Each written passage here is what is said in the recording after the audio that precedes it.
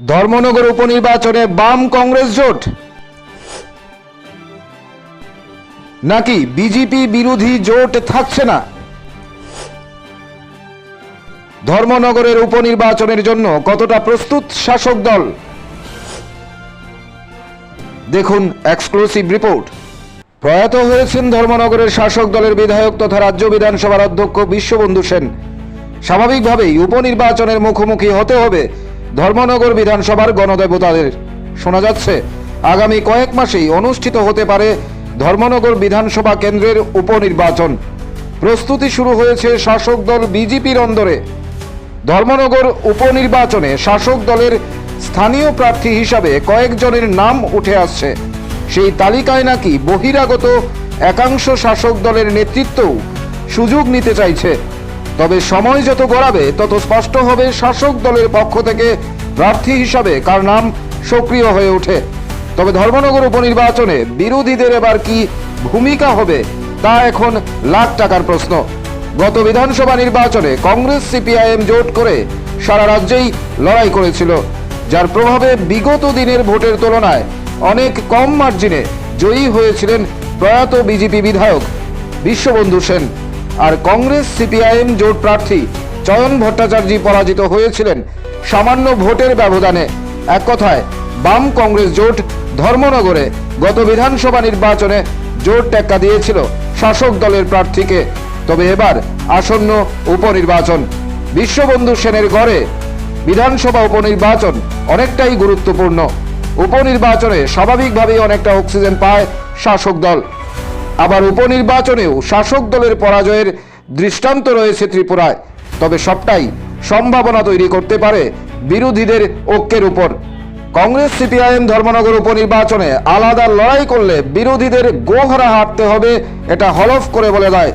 আর বাম কংগ্রেস জোট যদি প্রার্থী চয়ন করে ময়দানে নামতে পারে তাহলে ধর্মনগরে অনেকটা কঠিন চ্যালেঞ্জে পড়তে হতে পারে শাসক দলকে। একদিকে ধর্মনগরে শাসক দলের অন্দরে রয়েছে অন্তর্ঘাত, অন্যদিকে প্রয়াত বিধায়ক বিশ্ববন্ধু সেনের শূন্যতা। উপনির্বাচন হলেও বিরোধী ঐক্য হলে বেগ পোহাতে হতে পারে শাসক দলকে। তবে সবটাই নির্ভর করবে শাসক ও বিরোধীদের প্রার্থী চয়নে। না হলে বিরোধী হাওয়া থাকলেও ধর্মনগর উপনির্বাচনে খালি মাঠে গোল করতে সক্ষম হবে শাসক দল বিজেপি। ডেস্ক থেকে বিশেষ রিপোর্ট, রিপোর্টার টিভি ত্রিপুরা। দাদা একটা বিস্কিটের প্যাকেট দিন তো। দাদা 500 ml জল দিন তো।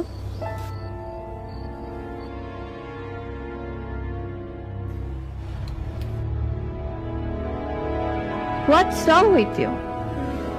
আমরা জানি রোজ 3 থেকে 4 লিটার জল খেলে শরীরের নানান রোগ দূর হয়। হ্যাঁ, তাই তো করছি। তুমি কি জানো তুমি যে জলটা খাচ্ছ সেটা পিওর কিনা? এরকম প্রচুর জলের কোম্পানি আছে যারা জলের নামে বিষ বেচে রমরমা ব্যবসা চালিয়ে যাচ্ছে। রাস্তা থেকে ব্যবহার করা বোতল সংগ্রহ করে সেটাকে আনহাইজিনিক ভাবে পরিষ্কার করে সাধারণ টেপের জল ভরে নতুন লেবেল লাগিয়ে রেল বাস ও বাজারে ছাড়ছে। তবে কোনটা সঠিক কি করে বুঝবো? শুধুমাত্র ফ্রেশ অ্যালকালাইনের জলই ব্যবহার করবে। ইউভি ট্রিটেড, ওজোনাইজড এবং 9 স্টেজ ফিল্টারেশনের গ্যারান্টি দিচ্ছে শুধুমাত্র ফ্রেশ অ্যালকালাইন ওয়াটার। বিশুদ্ধতার প্রতিটি ধাপ পেরিয়ে যাবতীয় অ্যাডেড মিনারেলস সমেত সম্পূর্ণ স্বয়ংক্রিয় মেশিনে কোনো হাতের ছোঁয়া ছাড়াই তৈরি হচ্ছে ফ্রেশ অ্যালকালাইন ওয়াটার। দাদা আমাকে একটা ফ্রেশ অ্যালকালাইন জলের বোতল দিন।